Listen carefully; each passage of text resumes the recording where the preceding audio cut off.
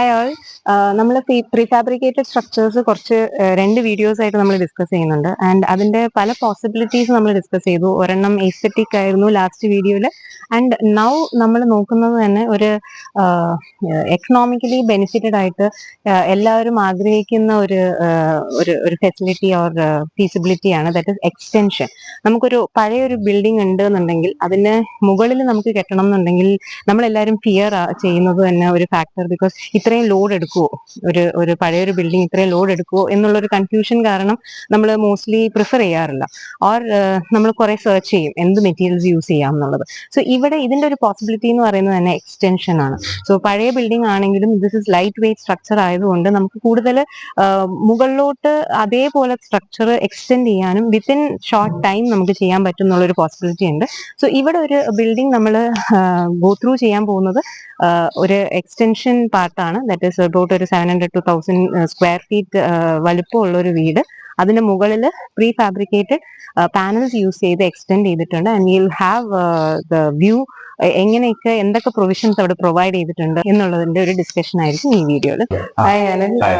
ഇന്ന് ഇപ്പം ഇവിടുത്തെ നമ്മൾ അന്ന് ഡിസ്കസ് ചെയ്ത പോലൊക്കെ പ്രീ ഫാബ്രിക്കേറ്റഡ് സ്ട്രക്ചേഴ്സ് യൂസ് ചെയ്ത് എക്സ്റ്റൻഷൻ വർക്കാണ് ഇവിടെ നടക്കുന്നത്. സോ അതിനകത്ത് എന്തൊക്കെയായിരുന്നു അന്ന് നമ്മൾ ആ എ ഫ്രെയിം അതൊക്കെ ആൾറെഡി പുതിയതായിട്ട് കൺസ്ട്രക്ട് ചെയ്യാണ്. അപ്പൊ ഇതെന്ന് പറയുമ്പോൾ ഒരു വീടിന്റെ മുകളിലാണ്. അപ്പം അതിനകത്ത് എന്തൊക്കെ പോയിന്റ്സ് ആയിരിക്കും നിങ്ങൾ നോക്കുന്നത് ഫോർ കൺസ്ട്രക്ഷൻ?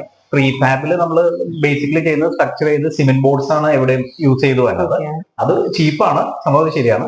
പക്ഷെ മെയിൻ ഇഷ്യൂ എന്ന് വെച്ചാൽ കുറെ കഴിയുമ്പോൾ സിമെന്റ് ബോർഡ്സിന്റെ ജോയിന്റ് ആവുന്ന എല്ലാ ഭാഗത്തും ക്രാക്സ് വരും. അപ്പൊ അതും പറഞ്ഞിട്ട് കുറെ പേരെ വിളിച്ചിട്ടുണ്ട്. അപ്പൊ അതിനുള്ള വേറൊരു ഓപ്ഷനാണ് നമ്മളിപ്പോ അന്ന് പറഞ്ഞ പഫ് പാനൽസ് ഉണ്ട്, ഫോം ഫിൽ ചെയ്തിട്ടുള്ള പാനൽസ്. അപ്പൊ ആ പാനൽസ് ഉപയോഗിച്ചിട്ടാണ് ഇവിടെ ഈ റൂമിൽ ഇത് ഫുൾ പ്രീഫാബ്രിക്കേറ്റഡ് സ്ട്രക്ചർ. ഇത് ഫുള്ള് വേറെ ഇതിനകത്ത് നമ്മൾ അവിടെ യൂസ് ചെയ്ത എന്തൊക്കെയായിരിക്കും? ഇതിൽ നമ്മളിപ്പോ ആദ്യം മെറ്റൽ സ്ട്രക്ചർ, ഫുൾ മെറ്റലിന്റെ ഫുൾ സ്ട്രക്ചർ ചെയ്ത് അത് രണ്ട് സൈഡിലോട്ട് സ്ലോപ്പ് ഇട്ടിട്ട് ഒരു വീട് ചെയ്യുന്ന രീതിയിൽ, എന്നിട്ട് അതിന് ചുറ്റും നമ്മളൊരു പൊതിയുന്ന പോലെ ഈ പാനൽസ് വെച്ചിട്ട് ഫുള്ള് കവർ.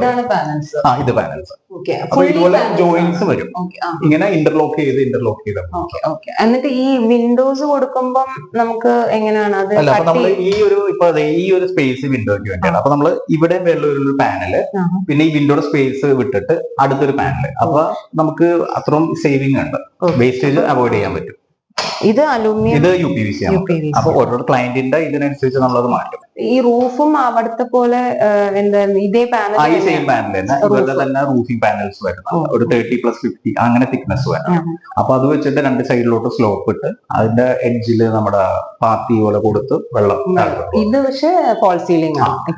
അത് ഫിനിഷിംഗിലാണ്, ഓഫ് വൈറ്റ് കളറിലായിരിക്കും. എങ്കിൽ നമ്മളൊരു വീട് എന്നുള്ള രീതിയിൽ വരുമ്പോൾ നമ്മൾ ശരിക്കും അതൊരു ഫോൾ സീലിംഗ്, അതിൽ PVC വേണമെങ്കിൽ PVC കൊടുക്കാം.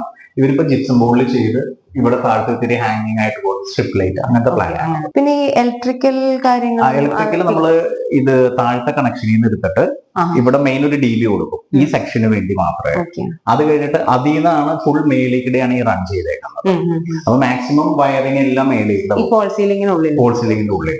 എന്നിട്ട് അത് താഴത്തോട്ട് ഇറങ്ങുന്ന സ്ഥലത്ത് നമ്മൾ ഇതുപോലെ എന്തെങ്കിലും ഒരു ജംഗ്ഷൻ ബോക്സ് അങ്ങനെ ജംഗ്ഷൻ ബോക്സ് ഇപ്പൊ AC ഒരു ഇതാണ്. അതുപോലെ ഓരോ റൂമിലും ഓരോ പോയിന്റ് കൊടുത്തിട്ടുണ്ട്. അപ്പൊ എല്ലാ വയർ എന്തെങ്കിലും ഒരു ഇഷ്യൂ ഉണ്ടെങ്കിൽ നമുക്ക് അവിടെ മാത്രം. പിന്നെ ഈ ലൈറ്റിന്റെ മേളിലും ജംഗ്ഷൻ ബോക്സസ് ഉണ്ട്. അപ്പൊ നമുക്ക് ഈ ലൈറ്റിന്റെ അത് അഴിച്ചു കഴിഞ്ഞാൽ അവിടെ എന്തെങ്കിലും ക്ലിയർ ചെയ്യണത് അതങ്ങനെ ചെയ്യാം. എന്നിട്ട് അവിടുന്ന് പിന്നെ ഇങ്ങോട്ട് ഒന്നല്ലെങ്കിൽ ഈ പൈപ്പ് അല്ലെങ്കിൽ ഇതുപോലെ ചാനല് ആ രീതിയിൽ ചെയ്യാം. ഇതാണോ ആ ചാനലിൽ ഇത് ഇതിനകത്തോട്ട് വരുന്ന വയേഴ്സ് എല്ലാം ഇത് നമുക്ക് വേണമെങ്കിൽ കൺസീൽഡ് ആക്കാം. കൺസീൽഡ് വേണമെങ്കിൽ ചെയ്യാന്നില്ല, അത് ഓപ്ഷനിലാണ്. ഇവർക്ക് അങ്ങനത്തെ പ്രശ്നമില്ല, വേണമെന്ന് അറിയില്ല. അപ്പൊ കൺസീൽഡ് ആണെങ്കിൽ നമ്മളിപ്പോ ഈ രണ്ട് പാനൽ ജോയിൻ ചെയ്യുന്ന സ്ഥലം ഉണ്ടല്ലോ, അപ്പൊ ആ ഗ്യാപ്പില് വയറിടും, ഹോസ് പിടിക്കും ആദ്യം, എന്നിട്ട് ഇവിടെ കൊണ്ടുവന്ന് അത് പുറത്തോട്ട് നടത്തി. ഈ ജോയിന്റ്സ് നമ്മളിതിപ്പോ എക്സ്റ്റേണൽ സർഫസും ആണല്ലോ, ഇതിപ്പോ എക്സ്പോസ്ഡ് ആണല്ലോ. അപ്പൊ ഈ ജോയിന്റ്സിനകത്ത് എന്തെങ്കിലും വെള്ളം ഇത് ശരിക്കും എയർ പാക്ഡ് ആണ്. അത് നമ്മൾ കാണുമ്പോൾ ആ ഒരു വിസിബിൾ ആ ഒരു ലൈൻ മാത്രമേ ഉള്ളൂ. എങ്കിലും നമ്മൾ പുറത്ത് ചെയ്യുമ്പോൾ വെതർ പ്രൂഫ് സിലിക്കണിൽ ക്ലിയർ ചെയ്യും. അത് താഴത്തെ പോർഷൻ മാത്രം. ഈ വെർട്ടിക്കൽ അതില് വെള്ളം എയർ പോലും കയറത്തില്ല അതിൽ. അങ്ങനത്തെ locking system full air tight ആണ്. ഞാൻ പറഞ്ഞ ഇത് കോൾഡ് റൂമിന്, അതായത് ആ തണുപ്പ് പുറത്തു വിടാനുള്ള ടൈപ്പിലുള്ള കൺസ്ട്രക്ഷന് വേണ്ടിയുള്ളതാണ് ഈ പാനല്. നമ്മളിത് ഫാസ്റ്റ് ആക്കാൻ വേണ്ടിയാണ് ഇങ്ങനത്തെ പാനൽ. ഇപ്പൊ റെഡിമെയ്ഡ് നമുക്കൊരു വോള് കിട്ടി, അപ്പൊ അത് അറ്റാച്ച് ചെയ്ത് ഈ ഫ്രെയിമിലോട്ട് സ്ക്രൂ ചെയ്യും. അങ്ങനെയാണ് ഫുൾ കൺസ്ട്രക്ഷൻ ചെയ്തത്.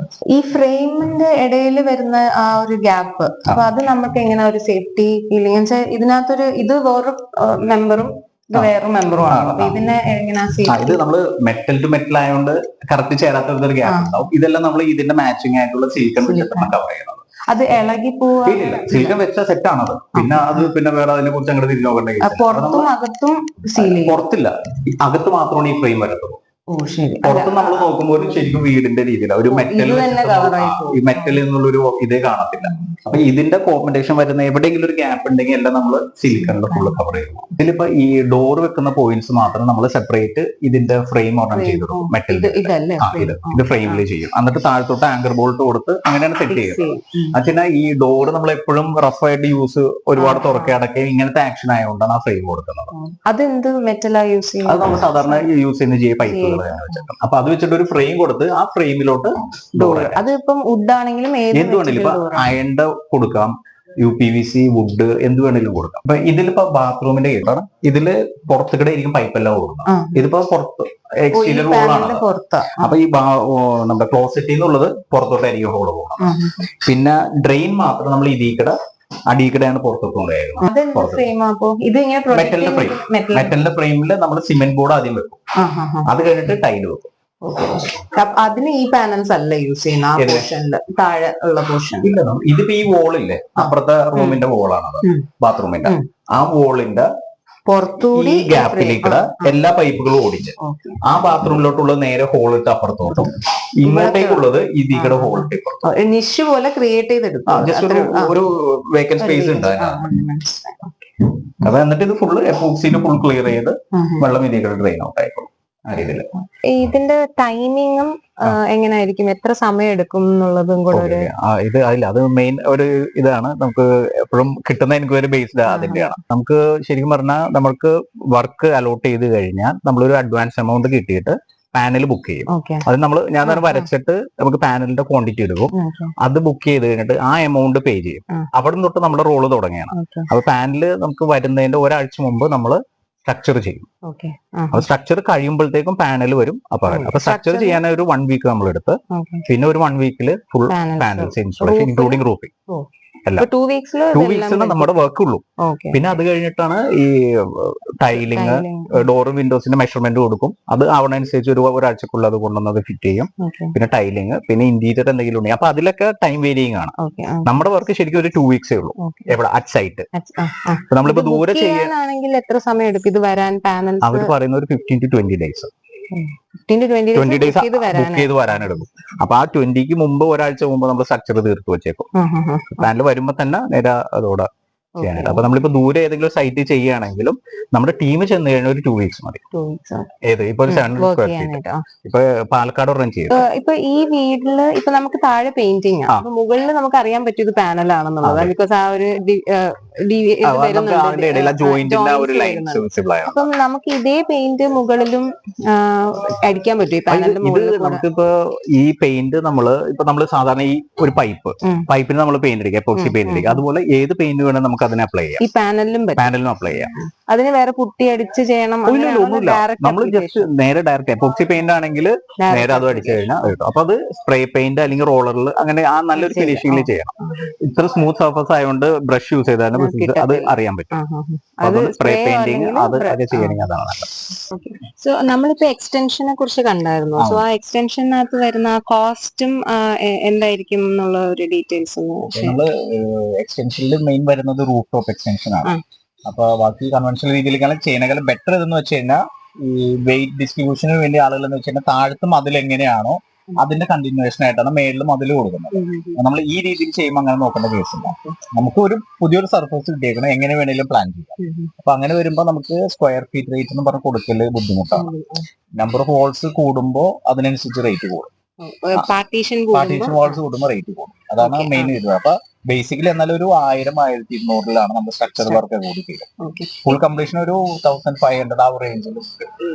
ഇപ്പം വോളിന്റെ മുകളിലാണ് കെട്ടണം എന്ന് നിർബന്ധം ഉണ്ടാവോ? അല്ല സ്ലാബിന്റെ നടുക്ക് കൂടെ നമ്മൾ സാധാരണ ബിൽഡിംഗ് കട്ടുമ്പോൾ വോളിന്റെ മുകളിൽ തന്നെ ലോഡ് കോൺസെൻട്രേറ്റ് ചെയ്താൽ നമ്മൾ ആ രീതിയിൽ ഫോളോ ചെയ്ത് പോകും. ഇവിടെ അങ്ങനെ വരുന്നില്ല. നമ്മൾ ഇതെല്ലാം ലൈറ്റ് വെയിറ്റ് ആണ്. ഓക്കെ. അപ്പൊ ലോഡ് എത്രയായിരിക്കും കാൽക്കുലേറ്റഡ് ആയിട്ട് എന്തെങ്കിലും? ഇത് നോർമൽ വോള് വെച്ച് നോക്കുമ്പോൾ ഇതിന് എത്ര ലോഡ് വരുമായിരിക്കും ഇതിപ്പോ മാക്സിമം പറഞ്ഞാൽ ഇതില് പാനൽസ് ഒരു നില്ലായിട്ട് കൂട്ടാം. വരുന്നത് നമ്മുടെ സ്ട്രക്ചർ ഈ മെറ്റൽ പൈപ്സ് ഇല്ലേ, അതിന്റെ ഡിപ്പെൻഡ് ആയിട്ടാണ് വെയിറ്റ് കയറി വരുന്നത്. അപ്പൊ അതില് എവിടെ എന്തോരം ഏരിയ കവർ ചെയ്യുന്ന അതിന്റെ ബേസ്. അപ്പൊ നമുക്കൊരു റഫായിട്ട് കണ്ണടച്ച് ഇതാണ് ഇതിന്റെ പ്രൊപ്പോർഷൻ എന്ന് പറയാൻ ബുദ്ധിമുട്ടാണ്.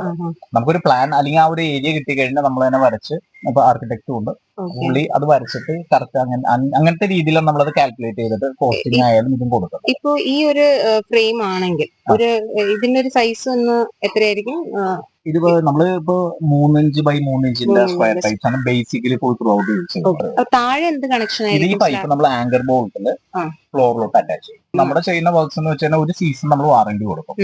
ഇപ്പൊ ഈ കൊല്ലം ഈ മാസം തുടങ്ങി അടുത്ത മാസം വരെ. അപ്പൊ നമ്മുടെ എല്ലാം മഴ, വെയിൽ, ചൂടെല്ലാം ക്രോസ് അത്ര വാറന്റി നമ്മൾ കൊടുക്കും. എന്തെങ്കിലും ഇഷ്യൂസ് ഉണ്ടെങ്കിൽ നമ്മൾ ഫ്രീ ഓഫ് കോസ്റ്റ് കഴിയുമ്പോൾ ചെയ്യും. പക്ഷെ അത് ചാർജ്.